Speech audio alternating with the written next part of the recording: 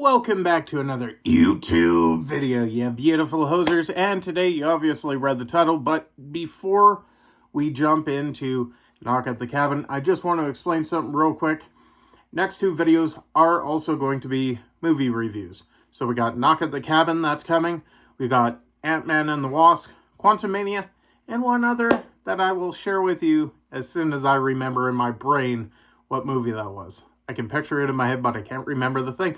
But anyways, Knock at the Cabin. What a interesting film. Now, for starters, this entire thing is going to be PG-friendly.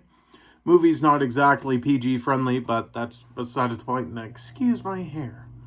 I just took off my hat, and it looks really bad. Anyways, I never read the original book, which, if I'm remembering correctly, was The Cabin at the End of the World. Now, this film, without going into any spoilers, is based upon the book. How accurate it is to the book, I'm going to tell you right now. Don't listen to me on that one, because I honestly have no idea. So if you're looking for a film that lives up to the book, I can't tell you yes or no to that question. The only thing that I will say about the movie, though, is it's different. I'll say that much. It is different in the sense of they're calling it a horror. I can kind of see the horror aspect of it, but it's not really a horror movie. So I'm not entirely sure whose brilliant idea here on YouTube was to label it a horror movie, but it is a suspense, thriller, drama. And I'll say suspense, thriller, and drama, because the thriller part, more or less, is it keeps you on the edge of your seat during certain intervals. However, is it really a thriller? Probably not. It is a drama, and it has a lot to do with the end of the world. Now, the book's been out for a while. I'm not spoiling anything, but the entire movie is based around the premise of the end of the world being an apocalypse. So, without going into further detail of it, do I recommend you watch this movie? Now, if you're a person that likes films that make you think and try and empathize with the characters, this is a great film. Although it has LGBTQ plus stuff in it, it's actually few and far between. Nothing's shown, it's just implied. Now, I think that has everything to do with the setting of the film, as for the time period that they're going through, and that's probably as to why.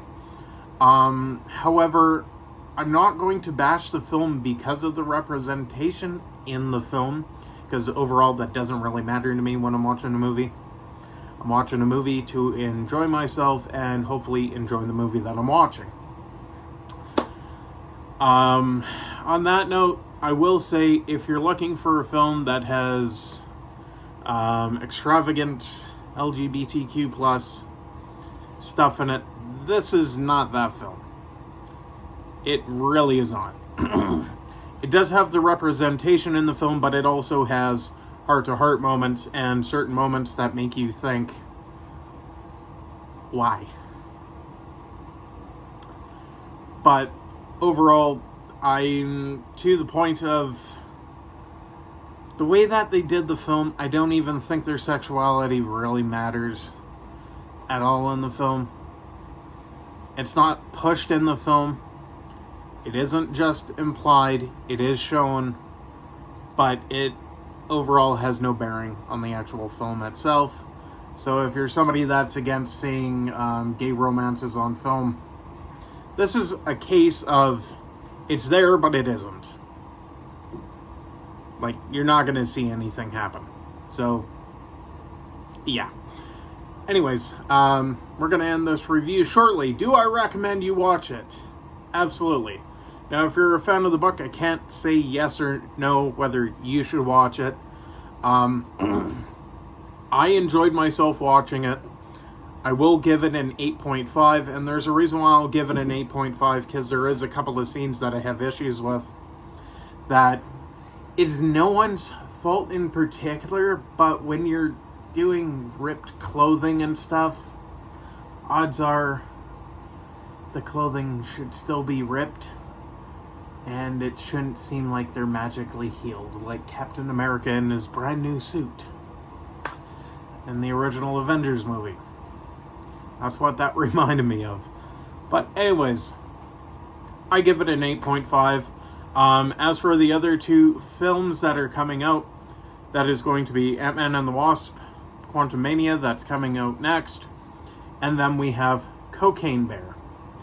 Now, that's going to be an interesting one as soon as I actually take the time to watch it. So, yeah, that's going to be interesting. As for the regular videos, I'm not entirely sure when they're coming back, but they will be coming back. Just don't know when at this point in time.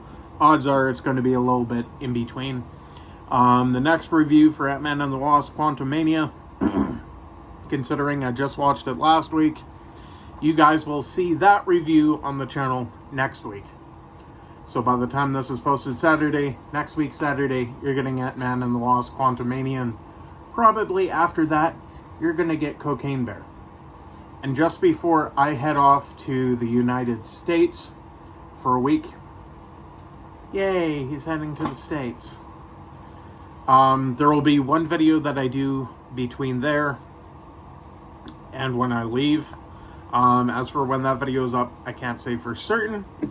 However, what I will say is the next videos that you see after that probably will be sort of vlog style stuff from my time in the States, because I'll be over in Los Angeles for an entire week. So that'll be fun and interesting. Anyways, I hope you are having a fantastic 2023, and if you're not, I hope it gets better for you sooner rather than later. Peace out, and I shall see you all in the next video.